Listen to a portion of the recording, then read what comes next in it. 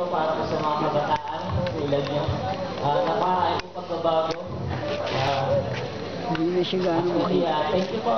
Thank you po kay Pastor Lance. Pastor Lance, thank you very much for this. And thank you, Erwin po. Ang director po. Maraming salamat. And lastly, kay Pastor Eric Isimulacion po. Ang ginamahal ng Pastor. Maraming salamat po. And then, ito, pinakauli siyempre. Thank you po sa Panginoon. At para po sa mga kabataan, ito po ang pinakatamang decision na naging